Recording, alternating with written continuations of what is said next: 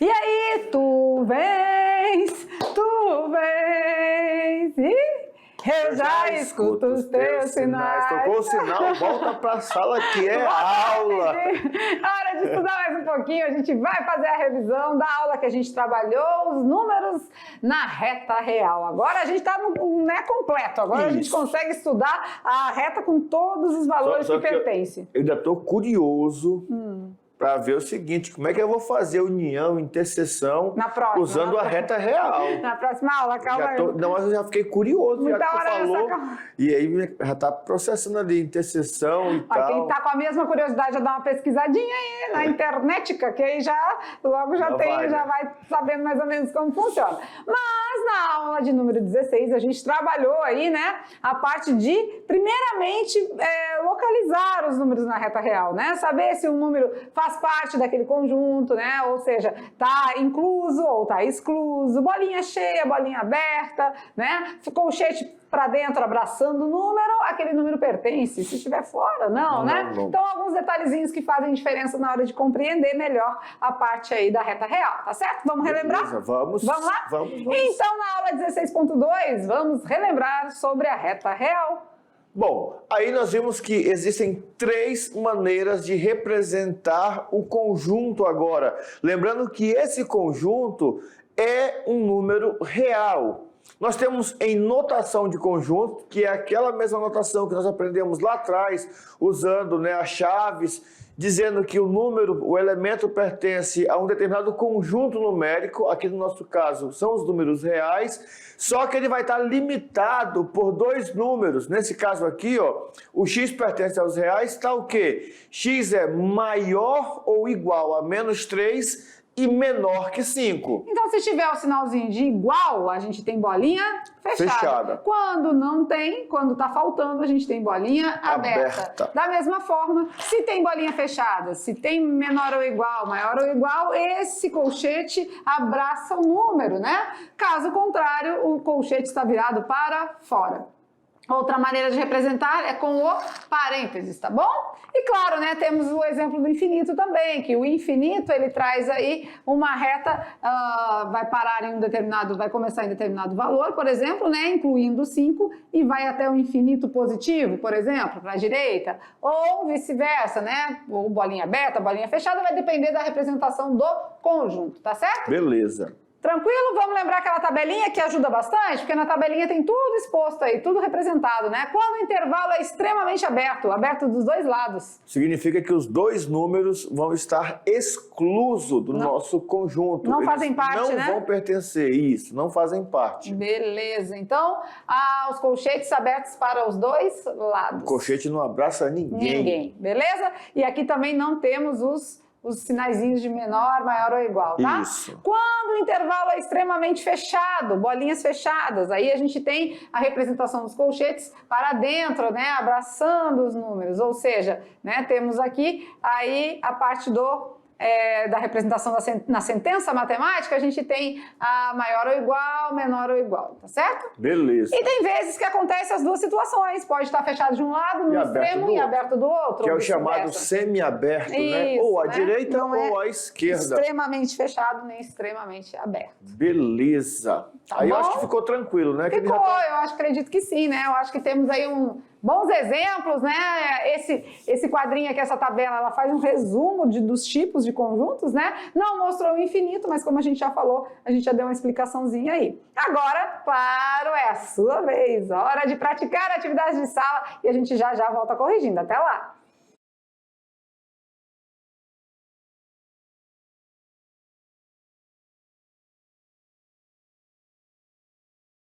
E aí, tudo bem? Belezura? Voltamos? Já escuto os teus sinais, já fizeram as atividades, já estão tudo... Ixi, aluno fera. E tem aluno que falou assim, sobrou foi tempo, tinha pouca atividade. Não fala, porque senão a gente vai querer colocar mais. Não fala, a gente ouve. Aqui as paredes têm ouvidos, a gente ouve. Nós temos passarinhos verdes que nos contam as informações aí. Vocês nem sabem que tem câmeras aí nas salas, captam áudios. A gente ouve a brincadeira. Mas olha, é sério, às vezes tem atividades... É brincadeira ou é sério? É sério. Deixa eles com dúvida. Tem vezes que sobra tempo, né? Depende da atividade. Tem vezes que o tempo já é mais escasso. Então, depende aí muito do tipo de atividade. Na verdade, depende muito também de alguns alunos. Para alguns, o tempo é suficiente. Para outros, é pouco tempo. Para outros, é tempo demais. Porque tem aluno que tem conteúdo que o aluno capta mais fácil do que outros. E é nessa hora, e eu lembro que a gente viu até um vídeo de um aluno que estava na sala ajudando os colegas. É verdade. Se você conseguiu fazer muito rápido tal, não fica conversando, brincando, não, vai lá com um colega que está com dificuldade. Deixa eu te ajudar aqui, ó. Não, aqui, ó, tu vai fazer assim, não, faz assim, ó, faz assim, isso. Ajuda o colega. Isso naquele hall de conhecimento vai te fazer adquirir 95% de conhecimento daquele assunto. Porque quem ensina, aprende 2 vezes, né? Olha aqui quantas vezes a gente aprende, né, professor Maurício? Quantas vezes a gente ensina, né? Vamos lá então tirar as dúvidas? Beleza? Vamos lá para a questão de número 1, na telinha. Represente na reta numérica os intervalos a seguir. Tá fácil, né? Tá, só na reta? Só na reta numérica, só na reta. Então vamos botar a retinha aqui. Tananã. Reta real. Vamos localizar os números, porque esse é o primeiro passo. O -2, como aqui está intervalo menor ou igual, ele é maior ou igual, ele é fechado. Então, fechado no -2 e também é fechado no 6. Beleza? Belezura. Aqui nós temos agora aberto em -1, então bolinha aberta, e fechado no 12. Então, bolinha fechada no 12. E aí a gente preenche o meinho, né? Tem vezes que vai para os ladinhos? Tem vezes que vai para os ladinhos também, tá? Às vezes o intervalo é maior que -1, né? E um outro pedacinho que quer um intervalo lá maior que 12, né? Isso, então não tá quebrado, né? Não tá nesse meio aí, tá nos extremos, nas pontas. Beleza, acontece. beleza. Tá? Vamos lá, questão número 2. Represente, utilizando colchetes, os conjuntos a seguir. Agora ele quer que você faça a representação utilizando os colchetes. É só você lembrar da tabelinha. Maior ou igual, menor ou igual, o colchete vai abraçar o número. Então se é aqui, ó, abraçou. Então já sei que vai ficar assim, né? Fechadinho pra dentro. Abraçando o -2 e abraçando o 6. Agora aqui já foi só menor e menor, né? Então não vai abraçar. Maior e menor, então não vai abraçar. Então já sei que os colchetes são virados para fora. Tanto no 5 quanto no 19. Agora aqui, um tá aberto, o outro tá fechado. Então, no -12 não abraça, mas no 0 abraça. Então, -12 e 0. Viu como é fácil? Então, nós temos aqui um conjunto fechado, um intervalo fechado. Extremamente fechado. Um intervalo extremamente aberto e um semiaberto à esquerda. Isso. Muito bom. Não. Tá fácil? Tá fácil. Tá simples? Simples. Então vamos avançar, né? Então aí a gente fez só transformações, né? Da parte de sentença matemática para a reta real e da parte simbólica, da parte de sentença matemática para a simbólica, né?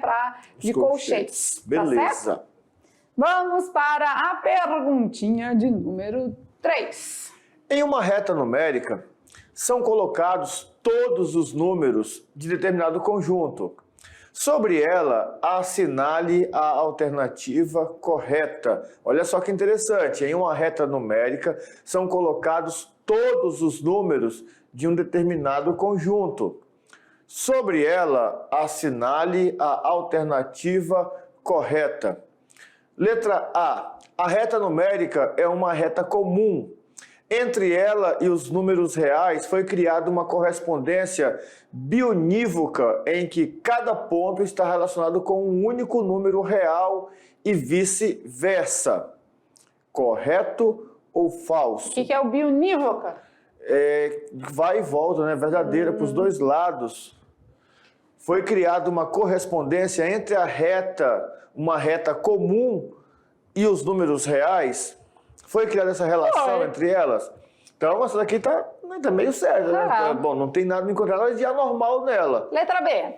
A reta numérica é uma reta na qual foram colocados todos os números reais, de modo que os números mais à esquerda são maiores que os números mais à direita. Opa, Falso. calma, porque o número não cresce para a direita? Maiores são à direita. Então os menores à esquerda. Então a letra B... Então a letra B, tu já, você viu que você leu, pelo que foi estudado, tanto nos números reais quanto na parte de reta, a gente já diagnosticou que a letra B contrariou a regra. Vamos lá. Letra C. É chamado de origem o local onde a reta numérica nasce. Sendo assim, o menor número encontrado na reta é a sua origem. Nós, não lembro se nós comentamos isso, né? Mas nós chegamos a falar nos números inteiros e nos próprios números naturais que a origem de contagem é o número 0. O 0 é a origem de qualquer reta numérica. Então, essa daqui tá errada. Na verdade, porque temos para direita os positivos, para esquerda os negativos, então ele é a origem, mas não quer dizer que ele é o menor número, porque existem vários, infinitos números menores que é a origem, né? Beleza. Letra D. O número 0 é nulo. Correto. E por isso não está na reta numérica. Incorreto. Correto?